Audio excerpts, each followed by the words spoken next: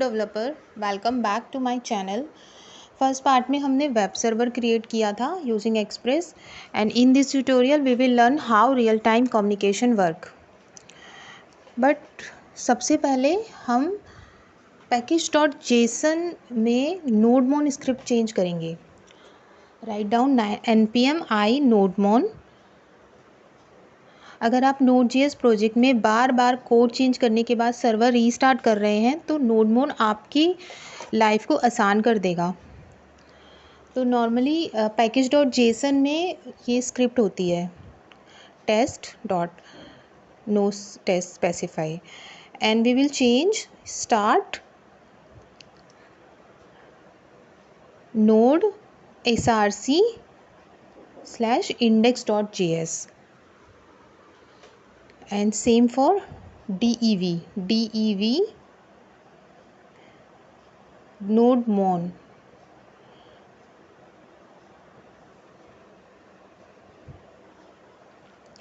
यहाँ dev एक custom script name है। अब ये टर्मिनल में कमांड चलाइए npm run start। नोडमोन आपका एप्लीकेशन स्टार्ट करेगा और फाइल्स को मॉनिटर करेगा। जैसे ही आप कोड में कोई चेंज करके सेव करेंगे तो नोडमोन ऑटोमेटिकली सर्वर रीस्टार्ट कर देगा। अब आपको बार बार Ctrl+C node index.js चलाने की ज़रूरत नहीं पड़ेगी। अब हम ऐड करेंगे npm i socket for web socket connection. It is taking time.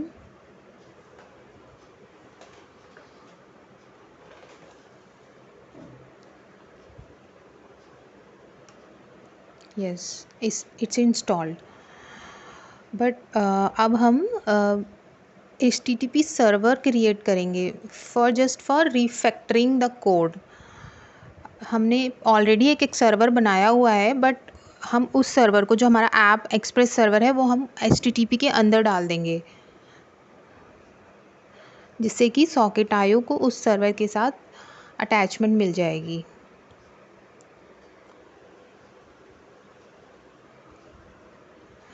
Cone server is equal to http dot create server.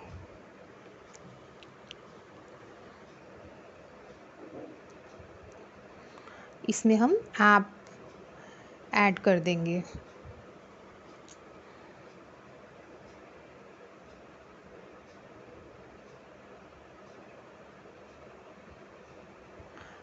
Now add const socket io is equal to require socket io।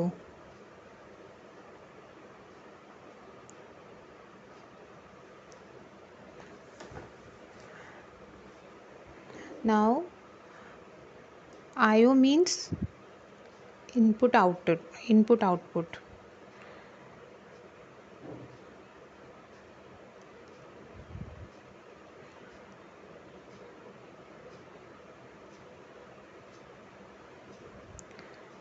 const io is equal to socket io and add server inside the method। Now there is a very important method io.on which is used to connect the server with the client। तो जब भी कोई भी नया user server में connect होएगा तो connection event जो io.on के अंदर है वो इवेंट ट्रिगर्ड हो जाएगा। तो बेसिकली io.on सर्वर पर इवेंट्स को लिसन करने के लिए यूज़ होता है। तो जैसे ही अब हमारा कोई भी सर्वर क्लाइंट कनेक्ट होता है तो हमें ये मैसेज शो होगा new web socket connection.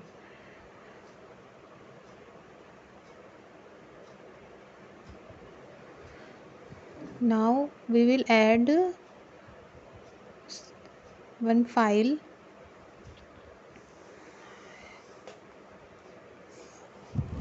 for the front end. Now create the JS folder inside the public directory and add the file chat.js. Inside this file, write down IO and call method. This is the client side chat.js and index.js is a server side.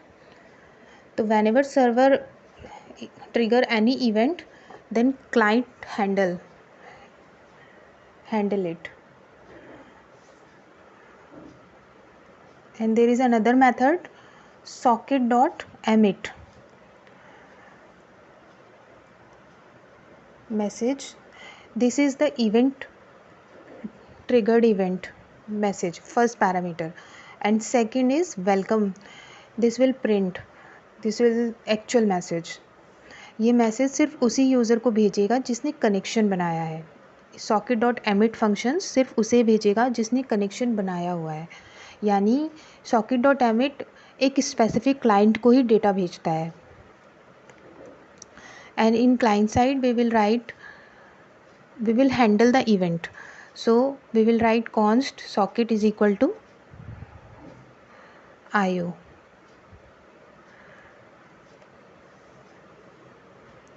It means इसका मतलब है कि client कह रहा है मैंने message भेजा है तो इसे रिसीव करो.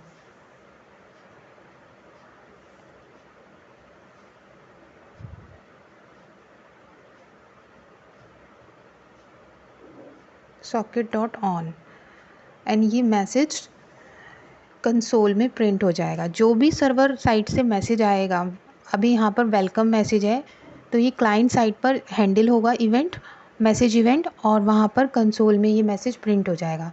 तो आप देख सकते हैं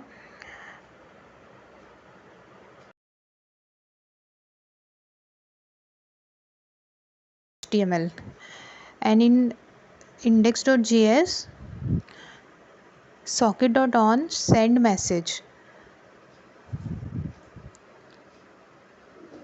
इट मीन्स कि फॉर्म में जो इनपुट बॉक्स है उसमें जब भी कोई क्लाइंट मैसेज सेंड करेगा, राइट करेगा, तो वो मैसेज सभी क्लाइंट्स में ब्रॉडकास्ट हो जाएगा. IO.emit message.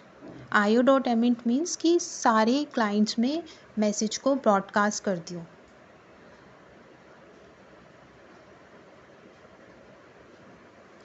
And in client side we will receive the event, handle the event like this document dot query selector. जो हमारा फॉर्म का आईडी है, क्वेरी सिलेक्टर फॉर्म की आईडी हमारी है मैसेज फॉर्म. यस, ये हम इनपुट वेरिएबल्स जो भी वैल्यूज़ है उसे फैच करने के लिए यूज़ करेंगे. Add event listener submit. ये फॉर्म सबमिट इवेंट को लिसन कर रहा है, इसका मतलब ये हुआ. सबमिट जो है वो इवेंट है. एंड ई डॉट प्रिवेंट मतलब कि यह पेज रिफ़्रेश होने से रोकता है, प्रिवेंट करता है कि पेज रिफ़्रेश नहीं होना चाहिए. और सही सीधी सी बात है, चैट एप्लीकेशन में पेज रीलोड नहीं होना चाहिए, मैसेज विदाउट रीलोडिंग आने चाहिए.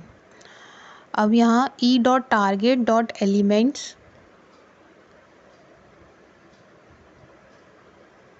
ये लाइन क्या करती है, ये इनपुट फील्ड में यूज़र्स का जो भी है मैसेज पढ़ेगी. मान लीजिए यूज़र ने लिखा हेलो एवरीवन, तो मैसेज वेरिएबल में यही वैल्यू स्टोर हो जाएगी.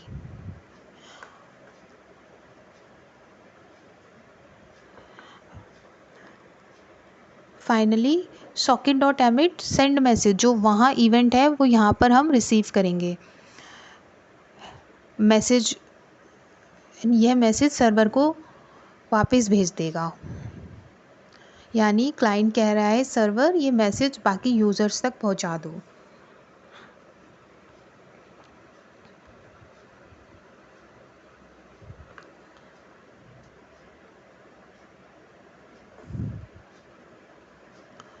और अब यहाँ ये लाइन जो है io.emit मैसेज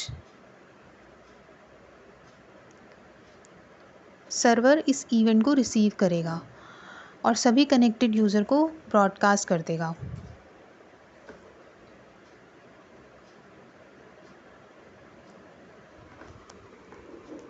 इस द फॉर्म एंड ये क्लाइंट 1 है।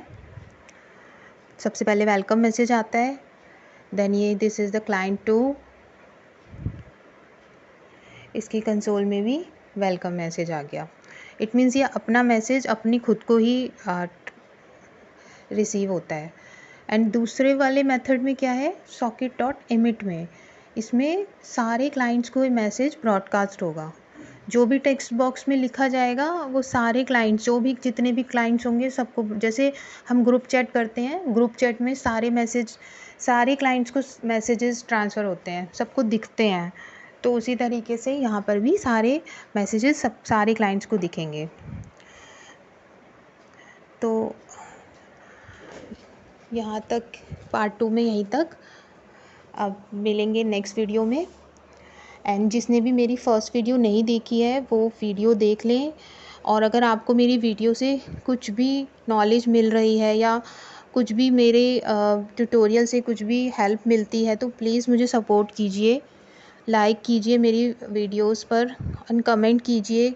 और कोई भी आपको प्रॉब्लम आती है कोडिंग में कोई एरर आती है तो कमेंट कीजिए, मैं सारी एरर्स का आंसर दूंगी। तो प्लीज़ सब्सक्राइब कीजिए मेरे चैनल को। Thank you. मिलते हैं नेक्स्ट वीडियो में। बाय।